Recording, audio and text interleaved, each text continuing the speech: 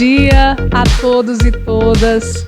Em nome da Associação Brasileira de Doenças Genéticas, ACDG, damos as boas-vindas a todos que nos acompanham no terceiro episódio do programa Conexões Raras com o tema Doença de Fabry, onde contamos com a participação da doutora Débora Rangel, doutora Mônica Deraldo e da senhora Jaqueline Souza. Esse novo evento acontece em comemoração ao Dia Nacional da Doença de Fabry, que é hoje, 28 de abril. E é parte do programa Conexões Raras, que estreia esse ano em sua primeira edição, mas que queremos, né, doutora Mônica, repetir por muitos e muitos anos. E tem como objetivo de ampliar o acesso à informação e assim fortalecer a rede de apoio à causa dos raros em nosso país, por intermédio de ações no ambiente digital, além de disseminar conhecimento, buscar apoio aos pacientes e incentivar pesquisas para melhorar o tratamento de doenças raras. Agradecemos aos nossos patrocinadores, Sanofi e Biomarin, por contribuírem ativamente com ações tão importantes para a nossa causa. Hoje, no programa Conexões Raras, vamos falar sobre a doença de Fabry.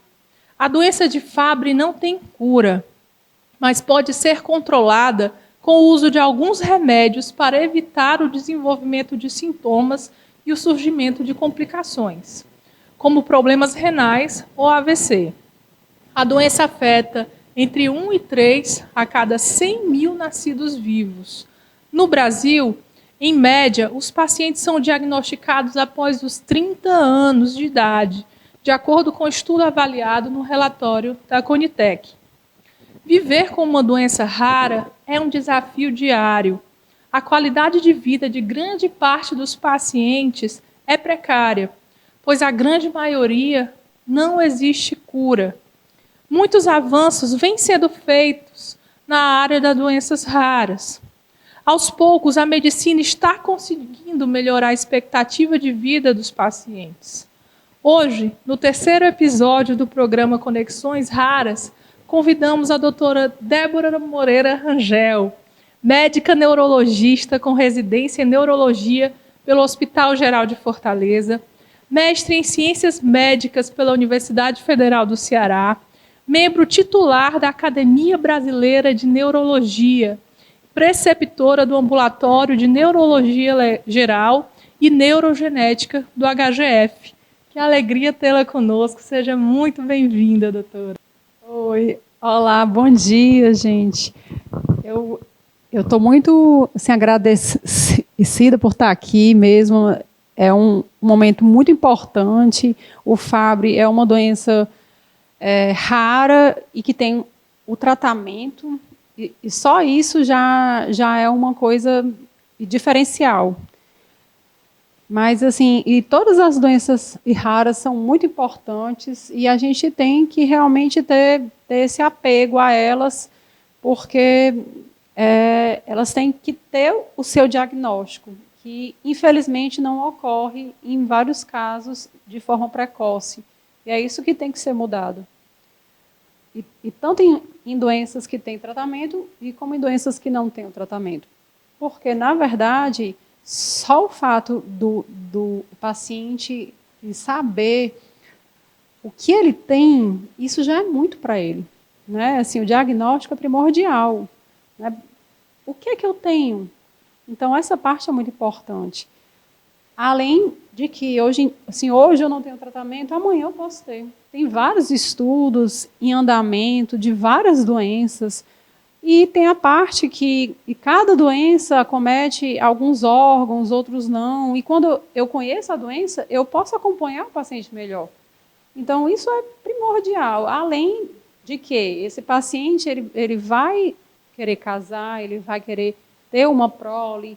Então, ele tem que ter a sua consulta com a sua geneticista, né? Para ter aquela conversinha para entender melhor o que fazer, né? Por qual caminho eu vou trilhar. Então, eu estou muito feliz de estar aqui. Muito obrigada pela sua fala e pela sua sensibilidade, né? Quiçá mais e mais profissionais de saúde, né, se interessem por aprofundar-se, né, os seus conhecimentos, né, as suas experiências na área de doenças genéticas e raras, né? A gente com certeza vai conseguir reduzir muito o número de mortalidade, né, a taxa de mortalidade, que, para quem não sabe, né, é a segunda maior causa de mortalidade infantil no Brasil, são doenças raras. Né? Então, existem crianças, né, existem vidas, existem adultos, né, que dependem desse diagnóstico precoce, do tratamento correto, para que tenham qualidade de vida, né, e vivam a inclusão na prática. Não é? E agora, nossa próxima convidada é a senhora Jaqueline Souza, enfermeira assistencial no Hospital Geral de Fortaleza, HGF, enfermeira visitadora de programas de suporte ao paciente dentro da indústria farmacêutica, assistente em diagnósticos de doenças raras, responsável técnica da empresa Sempre Saúde Home Care. Que honra tê-la conosco nesse evento. Seja bem-vinda. Bom dia. É assim, uma satisfação muito grande estar aqui participando, né, desse dia, falando sobre a doença de Fabry, né, a doença de Fabry, a qual foi a porta de entrada para mim no universo das doenças raras, né, a qual eu iniciei fazendo a pesquisa sobre a doença, né, no centro de estudo qual eu trabalho. E, sem dúvida, né, esse avanço hoje da medicina, né, desse auxílio que hoje se tem do diagnóstico de uma doença rara, que até então, há tão pouco tempo, era desconhecido, uma doença grave, né, multissistêmica, que progride assim, bem rápido e até há pouco tempo não se tinha tratamento. Né? É uma doença que o paciente vem a ter diversos sintomas, mas até chegar, né, esse diagnóstico geralmente esse paciente tem uma certa peregrinação até chegar, né, diversas especialidades, até chegar ao diagnóstico. Então, assim, para mim é uma satisfação, né, falar um pouco, poder compartilhar a minha experiência, né, que eu tenho hoje nesse auxílio, juntamente, né, com a equipe médica, de poder, né, esclarecer um pouco, falar um pouco e compartilhar um pouco desse conhecimento. Né? O carinho que ela tem pela profissão, pelo que ela faz, pelo dia a dia dela, a gente sente daqui. Vocês estão sentindo aí também do outro lado da tela? Né? Agora damos as boas-vindas à nossa poderosíssima doutora Mônica Aderaldo, atual presidente da Federação das Associações Norte e Nordeste de Doenças Raras, FEDRAM, membro do Conselho Estadual dos Direitos da Pessoa com Deficiência do Estado do Ceará desde 2015, membro da OAB Ceará desde 1998, membro da Associação Brasileira de Doenças Genéticas desde 2006, diretora social da Associação Brasileira de Doenças Genéticas, a CDG, desde 2018. Obrigada por abrilhantar nosso evento e por nos receber com tanto carinho aqui na sede da CDG, né? Sua segunda casa e a primeira casa do coração. Bem-vinda, doutora Mônica. Eu que agradeço a vocês, né? Me sinto honrada. Em nome da CDG, quero abraçá-las todas de coração, de estarem juntos conosco nessa grande batalha. Porque, como você disse, a sua fala primeira, não é fácil ter uma doença rara. E não é fácil a jornada, nem para um paciente que tem uma doença mais prevalente. Você imagina com uma doença rara. A fala também da doutora me chamou muita atenção em relação ao direito que o ser humano tem de saber o que ele tem. Tá? Porque isso aí traz dignidade. A maior dignidade, uma das coisas que a gente mais lutou, é que no atestado de óbito da gente, a gente possa constar o nome da nossa patologia, porque todo mundo morre de parada respiratória. E a gente quer né? Nós buscamos essa dignidade. Outra coisa, a gente está aqui para poder disseminar, como você disse, mais conhecimento, porque a gente sempre foi muito invisível, sabe? Até você chegar a um especialista, a jornada é muito grande. E depois que você chega ao especialista, existe realmente aquele, não é preconceito, mas é aquela angústia do próprio médico de dizer, e aí? Como é que ela vai tratar? Porque, infelizmente, a gente tem vários tipos de doenças genéticas. A grande maioria das doenças raras são de cunho genético, 80%. E desses 80%, só 3 a 5% tem tratamento. Mas qualidade de vida, todos nós merecemos. Fazer aconselhamento genético, todos nós temos esse direito. Está previsto na nossa Constituição, isso está previsto na portaria 199 de 2014. Porque se eu sou um paciente-alvo, eu tenho o direito que toda a minha família tem que ser investigada. E eu tenho o direito de dizer a mim, junto com o meu marido, junto com o meu companheiro, junto com minha companheira, eu tenho o direito de saber se eu vou querer ter, um filho ou não. Se eu vou querer ter uma família. Mas, para isso, eu tenho que saber se eu estou portando, alguma doença genética, porque se eu estiver, existe uma possibilidade, de 50% de eu gerar uma criança com a doença genética. Isso aí vai ser uma escolha minha. Tá? E eu vou saber todo o percalço que eu vou passar durante essa jornada. Mas, segundo as geneticistas, que eu não sou geneticista, nem sou da área de saúde, eu sou advogada e socióloga, eles dizem que todo ser humano já tem 6% de possibilidade de ter um filho com uma doença genética. Então, para mim, é um orgulho, é um grande prazer de estar nessa roda seleta, com pessoas tão maravilhosas que têm no DNA a vontade de fazer diferente dentro do Brasil. Como não admirar essa mulher, né? Como não admirar essa moça, esta jovem, está transformando a história do ecossistema de doenças raras no Brasil. Pode ter certeza. Ela e um time aí super poderoso aí, como essas meninas maravilhosas que aqui estão hoje.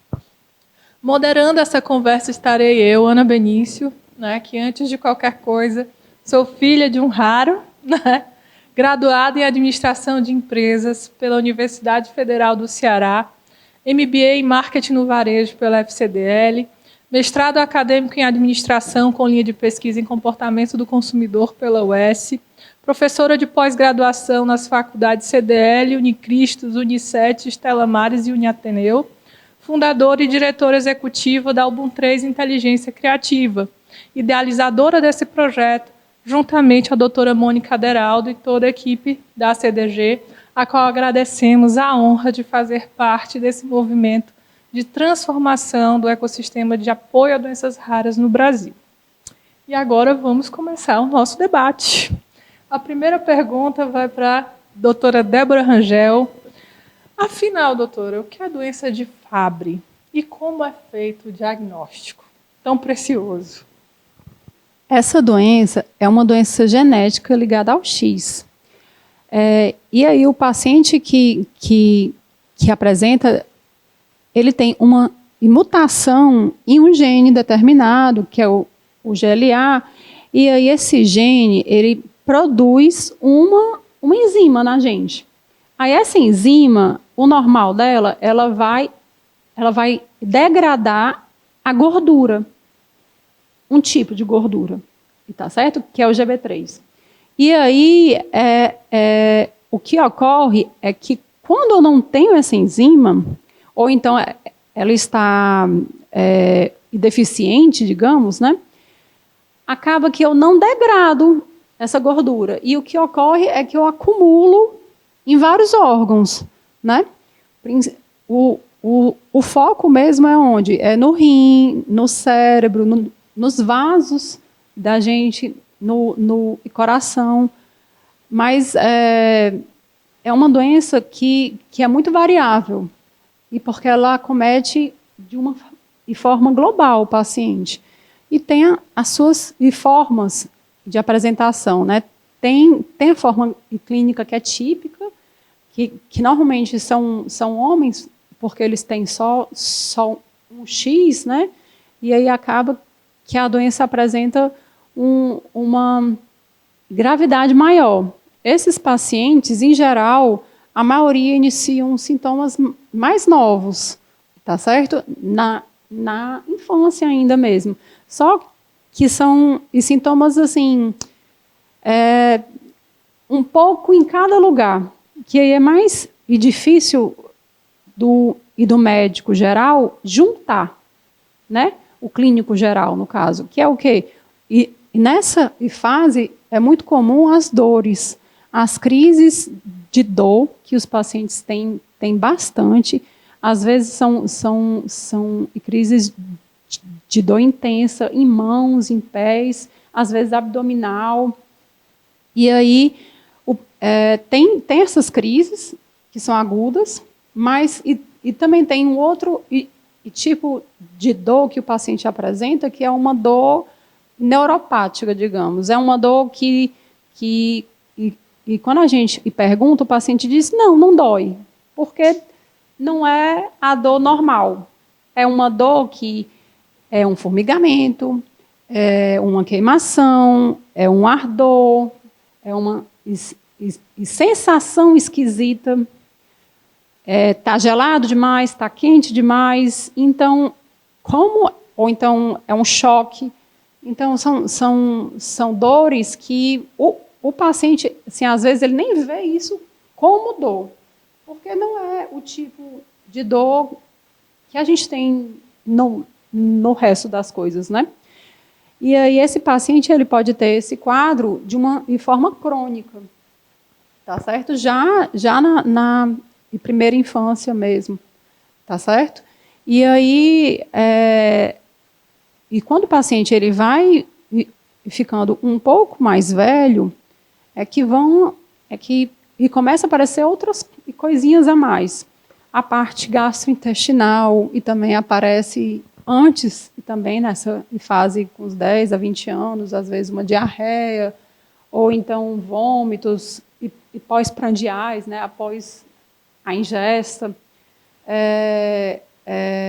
Às vezes, diarreia ou constipação, tá certo? É um quadro desautonômico até, tá certo?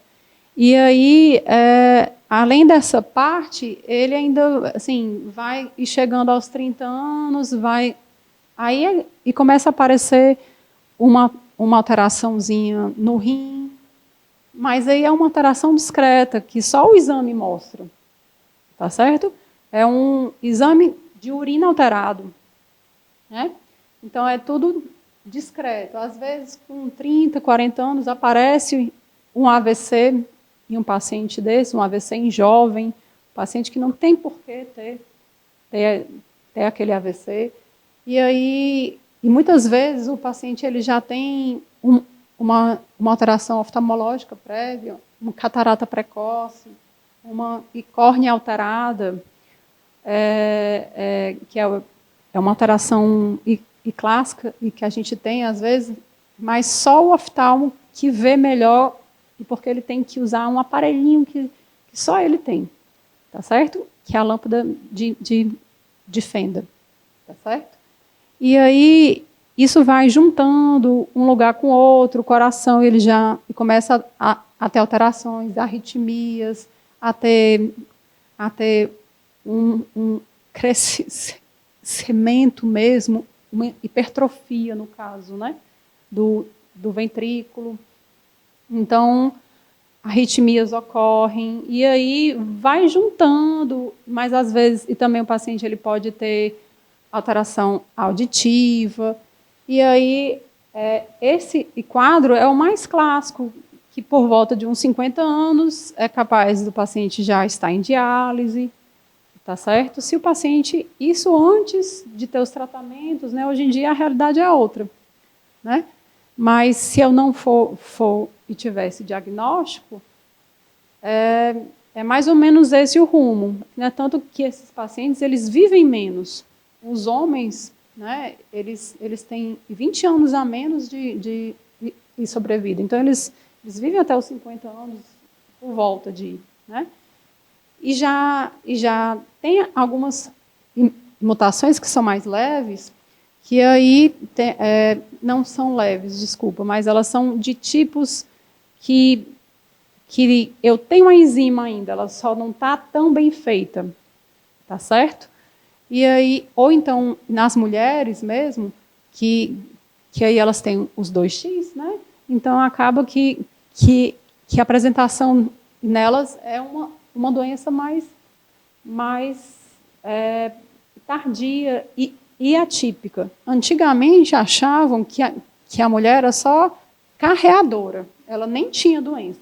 Hoje em dia, não, a gente sabe bem já que a parte cardíaca é bem alterada nesses pacientes, que também eles têm maior ocorrência de AVC e do que os outros pacientes, tá certo? Então, são pacientes que também têm que ter o seu tratamento.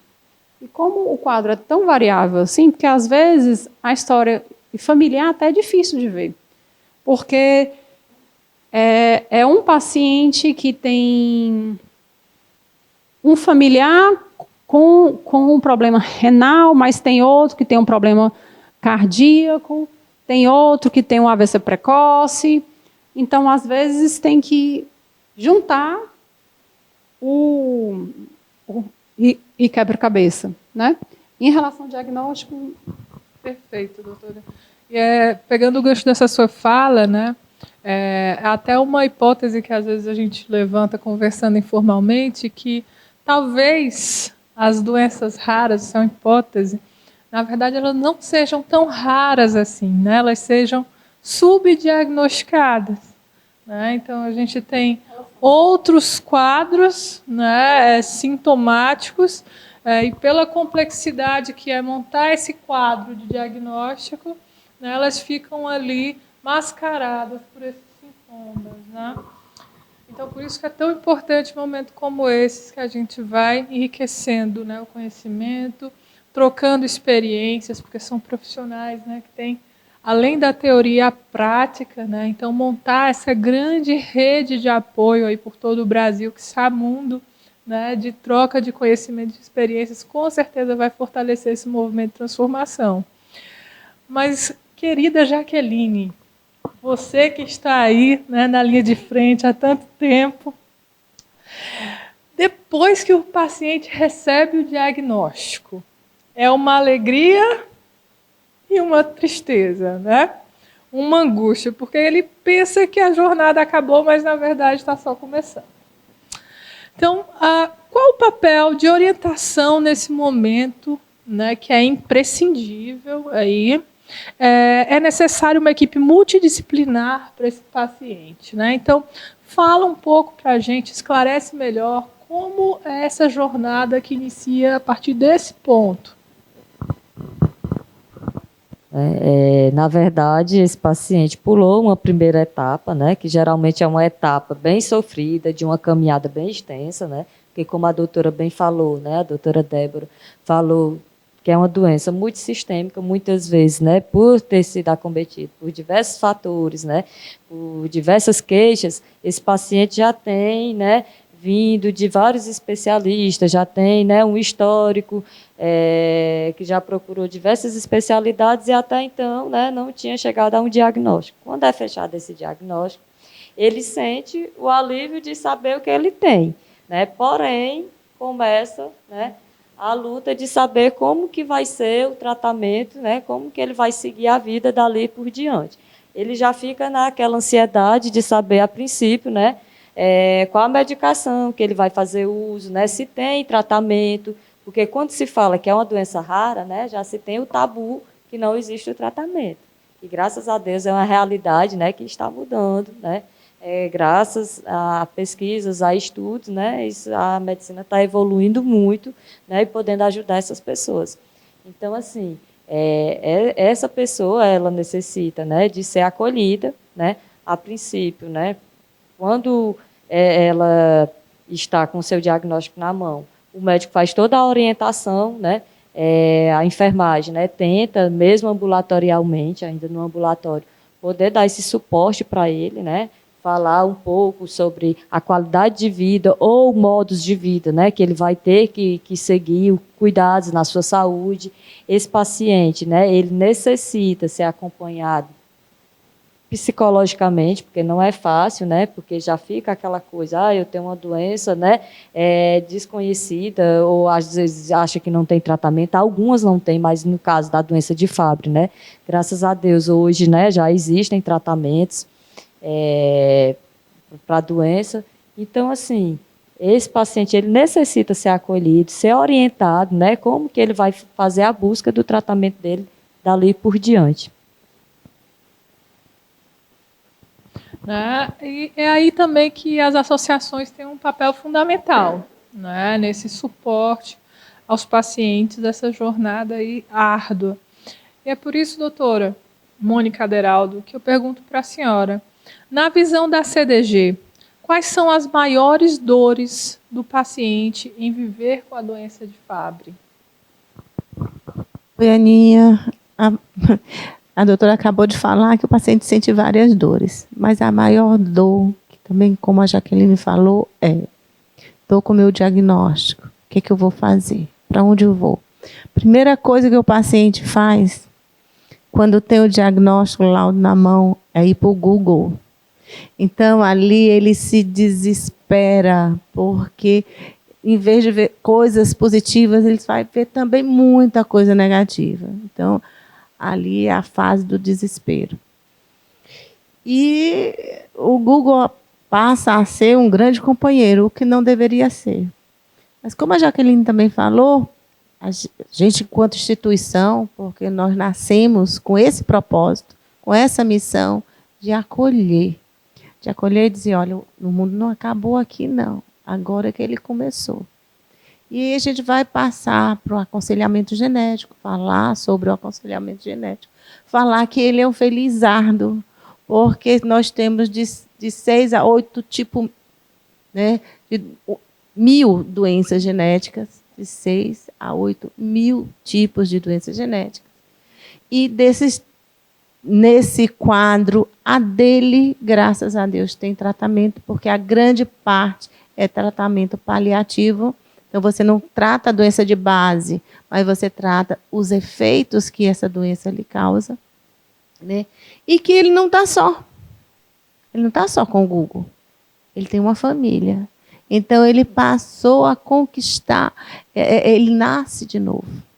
Ele nasce de novo dentro de outro ser familiar. Tá? E a gente apresenta isso. Para você ter uma ideia, hoje a CDG acompanha 487 pacientes com doença de Fabry. Então, a melhor coisa que a gente tem é a gente descobrir que naquele espaço existe alguém igual a gente. Eu não estou só. Eu tenho uma família de 498 pessoas que estão ali para nos ajudar. Então, a gente sempre tem um grupinho de WhatsApp onde a gente troca figurinhas, né? E um ajuda o outro. Então, ali realmente é uma família. Infelizmente, por conta de casamentos consanguíneos, o Norte e o Nordeste, né, eles têm um grande número de pacientes, e a gente coloca até o Centro-Oeste. Nós temos no Piauí a maior família de Fabry do mundo. Não é do Brasil, é do mundo. Né? Que tudo isso gerado por conta dos casamentos consanguíneos, e existe uma cidade chamada Curimatá, que os pacientes todos moram lá. Então, a gente um dia foi lá fazer uma roda de conversa. Então, a gente via desde a criança, que já tinha o diagnóstico de doença de Fabry, até o bisa. E olha, são os bisas assim bem arrumados. Então, a jornada começa ali, então a gente começa com acolhimento. A gente tem uma grande sorte de ter 4 tipos de tratamentos já no mercado oferecido, que infelizmente ainda não estão no SUS, que isso é uma batalha nossa, a gente vem batalhando por essa incorporação que não é tão fácil. Porque uma vez descoberto o diagnóstico e o remédio estando incorporado ao SUS, aí basta um receituário do próprio médico. O paciente já vai, olha que maravilha, é tudo de ideal. Já vai para a farmácia de alto custo e recebe seu tratamento. Então, essa é a nossa luta. E essa luta vem lá de trás. Vem lá de trás, a gente está, eu acho que todos os anos, né, a gente está lutando, e aí eu peço a ajuda de todos que estão nos escutando, porque a gente está ingressando no Conitec, porque é o seguinte, o remédio quando chega, o tratamento quando chega, a primeira porta é a Anvisa. Depois que ele é registrado na Anvisa, aí a segunda porta é o CMED, é onde vai precificar o tratamento. Tá? Depois do CMED tem preço eficaz. Né?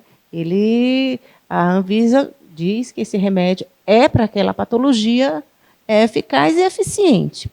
Depois vem para o CMED, se precifica, porque quando ele é importado, ele vem de lá, ele vem muito caro. Tá?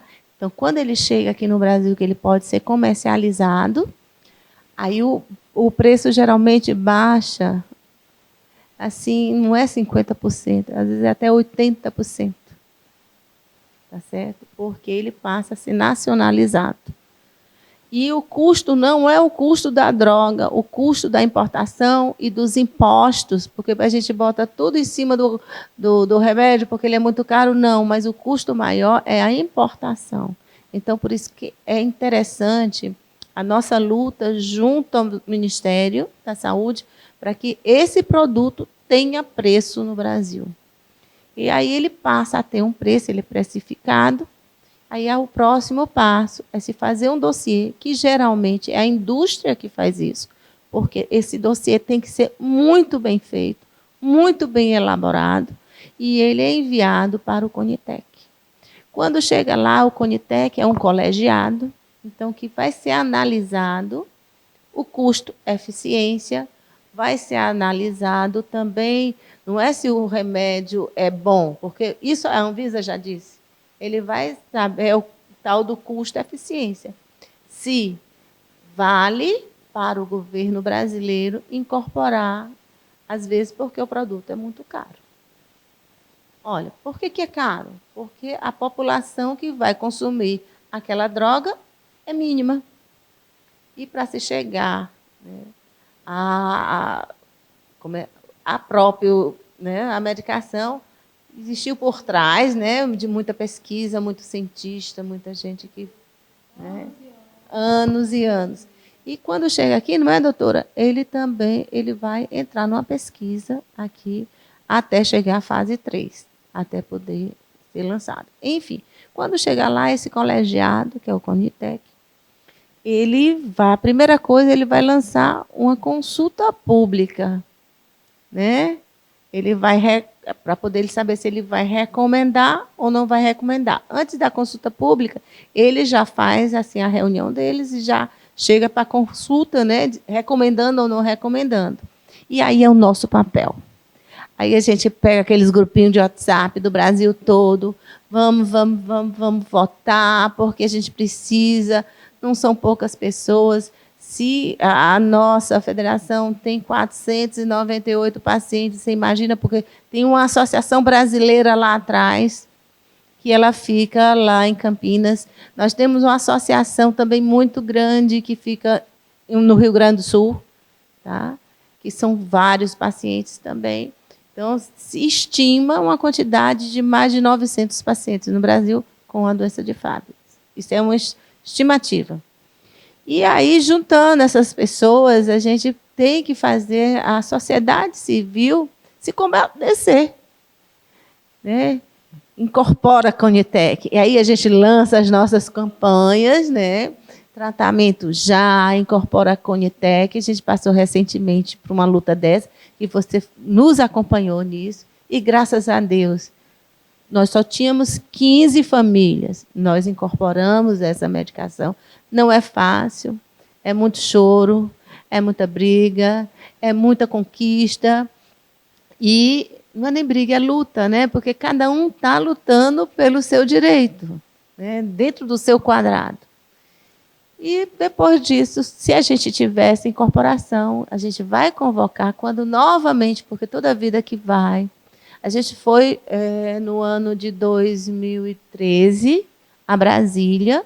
Nós tivemos uma reunião com o ministro da Saúde à época, porque não tinha sido recomendado pelo CONITEC, e nós fomos pedir uma audiência pública que o ministro solicitasse, porque só quem pode solicitar é a secretária da CONITEC. Mas, infelizmente, a gente não conseguiu, mas isso não quer dizer que a gente perdeu apenas uma batalha. Tá certo? Mas a guerra a gente não perdeu ainda, e todos os nossos companheiros de luta saibam que a gente está de uma forma assim, incansável para trabalhar para essa incorporação. Eu respondi sua pergunta? Com certeza, e a gente que está de pertinho acompanha essa luta incansável mesmo. Doutora Débora, a senhora falou, né, sobre as mulheres serem também acometidas pela doença de Fabry, embora em pequeno número, né, em número menor comparado à presença masculina, mas fala um pouco mais sobre como essa doença se manifesta, né, no público feminino, né, nas mulheres, até para que vocês, mulheres que nos assistem, que nos acompanham, que têm pessoas, né, já diagnosticadas, também tenham uma atenção maior, né, ao seu quadro clínico, ao seu diagnóstico. Sim, claro. Em geral, essas mulheres elas vão ter uma apresentação tardia, né, um início mais tardio, atípico até, de, assim, alteração mais importante delas é a parte cardíaca mesmo. Então, elas têm que acompanhar de 6 em 6 meses, ou então anualmente, essa parte cardíaca mesmo. Além dessa parte, em relação aos AVCs, os pacientes eles podem ter, e tanto os homens como as mulheres, alterações na pele também, que eu não comentei antes, que são os angioqueratomas, que são umas pápulazinhas vermelhas, avermelhadazinhas escuras. Só que normalmente elas aparecem mais nas áreas genitais e no umbigo, ao redor do umbigo. Mas às vezes elas podem vir em qualquer lugar. Isso daí é só a área mais comum. Então, assim, essas alterações aparecem já desde a infância em alguns homens, né? E nas mulheres, normalmente, mais tardiamente. E então elas podem ter, e também a parte renal, elas podem ter um quadro geral, a catarata precoce, e também elas podem ter e realmente a dor neuropática ocorre bastante também. E também tem outra alteração que é a fadiga, que esses pacientes apresentam muito. Principalmente já mais jovem mesmo. Entre os homens, né? E entre as mulheres mais tardiamente, a partir de uns 30 e 40 anos, que é uma fadiga com intolerância a um exercício que para outra pessoa é tranquilo, mas para ela já está cansada, intolerante mesmo. E tá certo? Que tem muito a ver com a própria alteração que eles apresentam, às vezes, em relação à parte do suor deles. Porque eles têm uma hipoidrose ou então uma anidrose, que é uma alteração de não suar direito, ou suar muito pouco. E quando eu não suo, eu não exteriorizo o calor, às vezes eu tenho tanto essa intolerância e como episódios de febre, tá certo? E recorrentes, né? Assim, ocasionais e pontuais. De vez em quando ele tem uma febre, não está com nada, entendeu? E aí é realmente um quadro diverso mesmo, porque depende de cada paciente. O foco é que as mulheres e também precisam do tratamento, tá certo? Não é uma coisa que é apenas para os homens, porque ambos têm as comorbidades e até em relação à mortalidade também, né? Então, ambos os casos eles vão ter que procurar essa ajuda. E a gente tem que dar o diagnóstico o mais precoce. Doutora Débora, pegando aí o gancho da sua fala, eu venho agora a Super Jaqueline, né, que é quem acompanha de fato esse tratamento lá na ponta. Conta um pouquinho sobre o tratamento. Tem diferença do tratamento para os homens, para as mulheres? É o mesmo tratamento? Como que funciona lá na ponta? Pronto, né? A questão da indicação, né, do tratamento vai depender, né, da conduta médica. Como a doutora tinha explicado, né, no caso dos homens, né, geralmente eles são mais afetados por eles portarem apenas um X, né, e a doença é recessiva desse cromossomo, e a mulher, né, tem os 2X, então muitas vezes quando ela tem a deficiência genética nesse cromossomo, nesse X, né, o outro, né, tenta compensar. Então, geralmente, né, a mulher não tem tantos sintomas, né, da doença quanto os homens, né, que só são portadores de um X. O tratamento, né, vai depender, né, da conduta médica. O médico é quem dosa a enzima, dessa enzima, e vê, né, se o indivíduo ainda está produzindo a enzima, a quantidade que está e se tem indicação de estar repondo, né. No caso, tanto para os homens, né, como para as mulheres, o tratamento é o mesmo, né? Geralmente, né, as doses, né, e tudo são prescritas conforme o quilo de peso do paciente, a necessidade corpórea que ele tem, né? Porque a enzima tem que ser reposta conforme a necessidade corpórea, né, do paciente. Então, assim, como a doutora já tinha colocado, bem explicado antes, referente à questão do homem, né, e da mulher, essa divergência do sexo, né, da doença, o que a gente vê também na realidade, no dia a dia, na vivência, que muitas vezes contradiz até mesmo os próprios estudos, é a questão de mulheres também acometidas precocemente, né? Como no caso, né, temos pacientes no ambulatório, né, que tiveram, tipo, o primeiro AVC foi diagnosticado com 14 anos de idade, né? E quando foi feito o exame de imagem, né, do cérebro dessa paciente, dessa menina, na época, que ainda era uma menina, uma jovem, né? Ela tinha diversas lesões já de isquemia no cérebro, né? Que isso diria que ela já tivesse tido outros AVCs, né? Então, a paciente...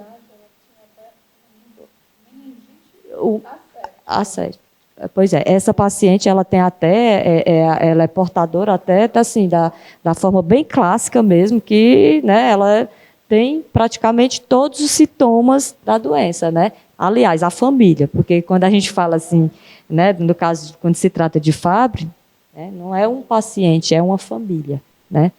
Porque vinda, né, que faz o rastreamento genético, infelizmente, né, uma pessoa geralmente é sacrificada para poder se chegar ao diagnóstico dessa família.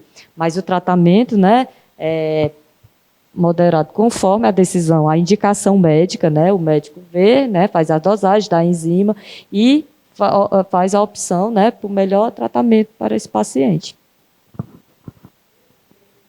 A gente tem só que lembrar uma coisa em relação ao diagnóstico, e quando a gente vai fazer esse diagnóstico nas mulheres, em relação à parte da enzima, muitas vezes a gente não leva tão ao pé da letra, porque muitas vezes elas têm a enzima, assim, o exame ele dá até normal, tá certo? Ou então ainda com aumento do IgB3, né, que é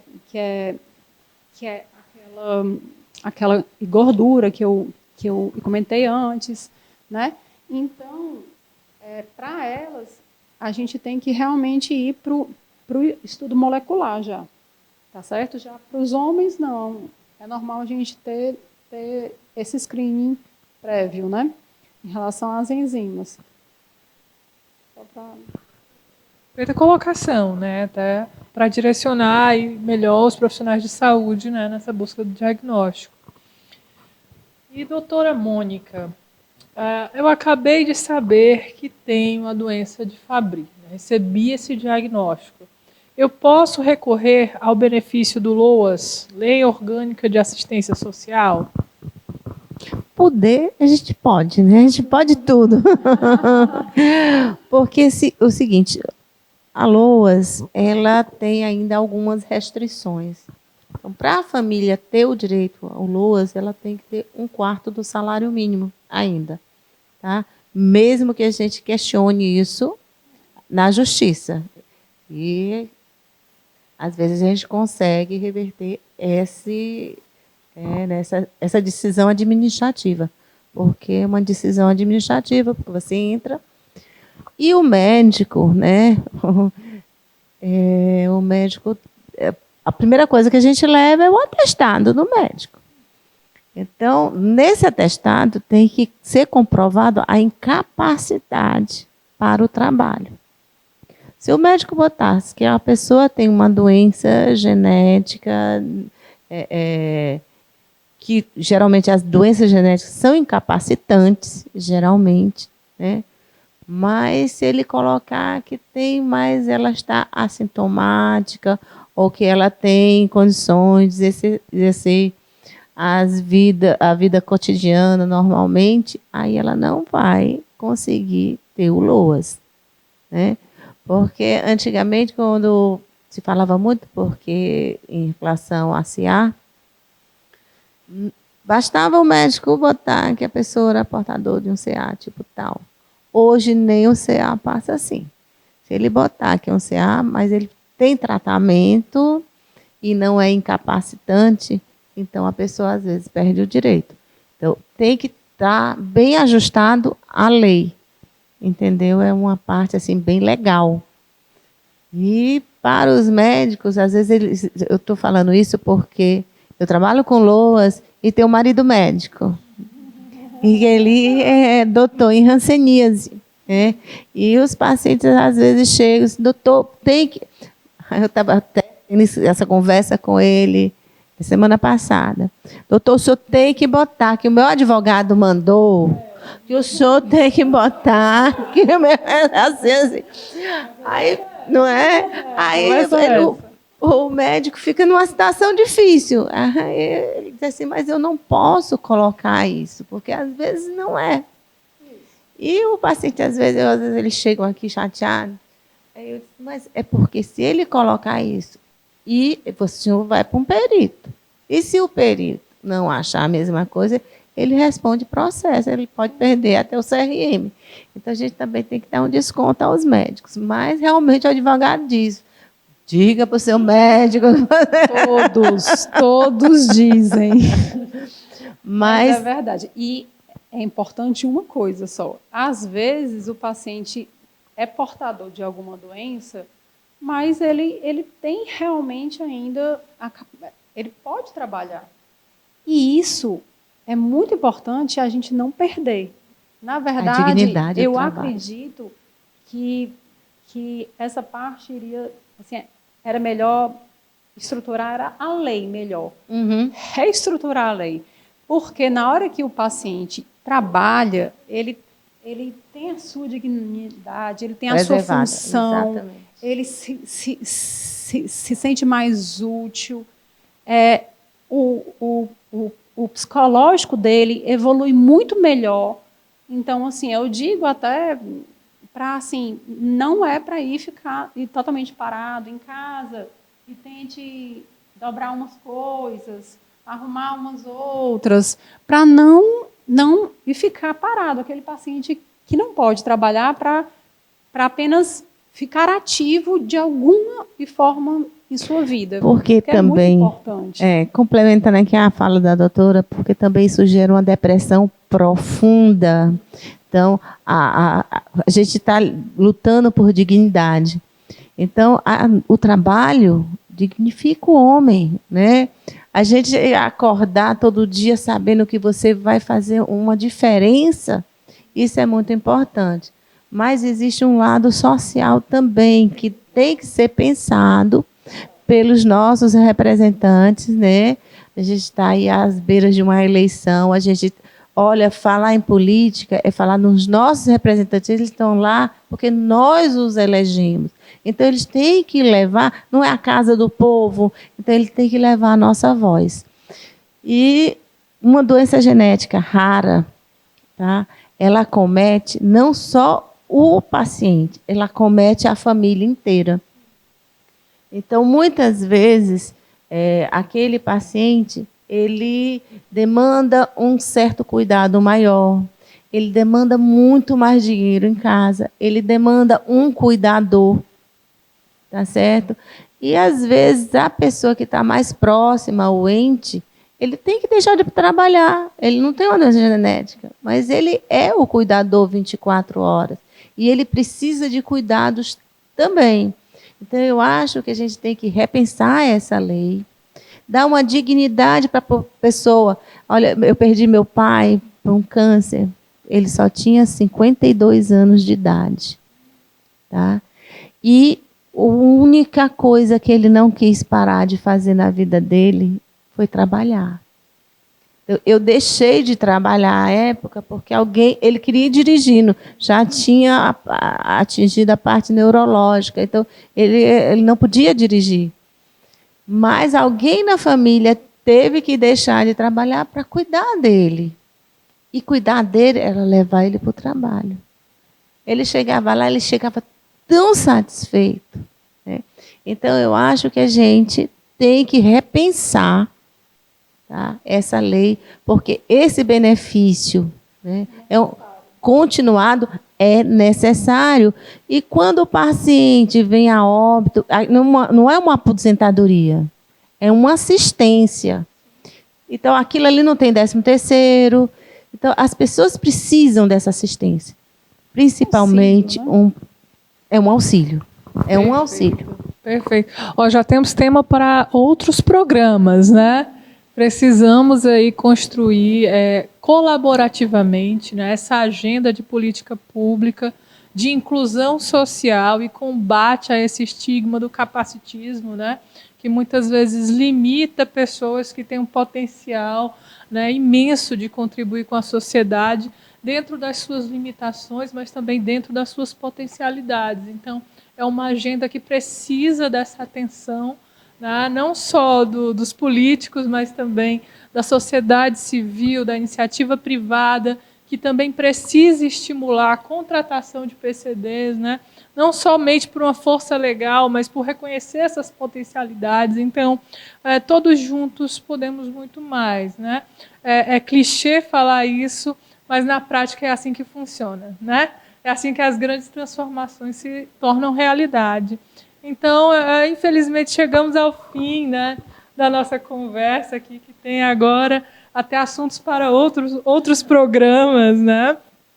E chegamos ao final das nossas perguntas. E para você que acompanhou o nosso bate-papo e agora entende mais sobre a doença de Fabry, gostaríamos de pedir que compartilhasse esse conteúdo. Em algum lugar aqui embaixo da tela existe um botão compartilhar.